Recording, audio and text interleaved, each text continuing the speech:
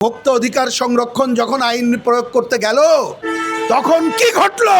আইনের ব্যত্যয় ঘটিয়ে বরঞ্চ উল্টা মব তৈরির প্রচেষ্টা নেওয়া হলো। আমি এই ঘটনার তীব্র নিন্দা করি এবং এখনো পর্যন্ত যারা এ ধরনের অপকর্ম করেছে তার বিরুদ্ধে ব্যবস্থা না নেওয়ায় তীব্র ক্ষোভ প্রকাশ করি। অবিলম্বে তাদের বিরুদ্ধে ব্যবস্থা গ্রহণের আহ্বান জানাই। আজকে যদি মব সন্ত্রাস দমন না করতে পারেন, আইন ঠিক মতো প্রয়োগ করতে না পারেন, তাহলে কি হবে জানেন? আগেই যে শুনেছেন না, কর্তৃত্ববাদী স্বৈরাচারী সরকার ছিল, আমরা যে আন্দোলন করলাম, অনেক কারণে হয়। দেখা যায় কি, আমরা দেখি রাষ্ট্রের উপরে থাকে স্টেট মাফিয়া, ওই সচিবালয় সহ বিভিন্ন জায়গায়, আরেকটা থাকে স্টেট মাফিয়া, মানে উপরের মাফিয়া রাস্তার মাফিয়া।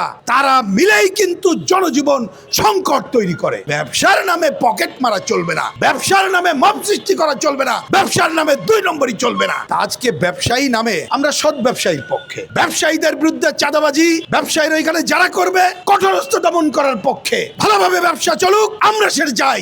স্টেট মাফিয়া আপনারা যারা ক্ষমতায় গেছেন, আশা করি আপনারা হবেন না। আর স্টেট রাস্তার মাফিয়াদের দমনের জন্য যথাযথ ব্যবস্থা নেন। আর কোন মাফিয়া এবং সিন্ডিকেটকে আমরা সহ্য করব না, তাদের বিরুদ্ধে যথাযথ ব্যবস্থা নেব।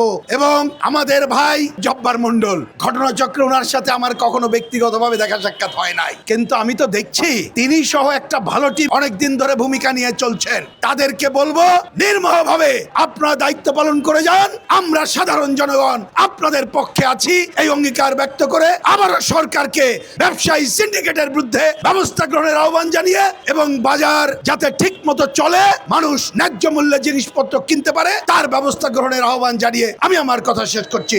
ধন্যবাদ সবাইকে।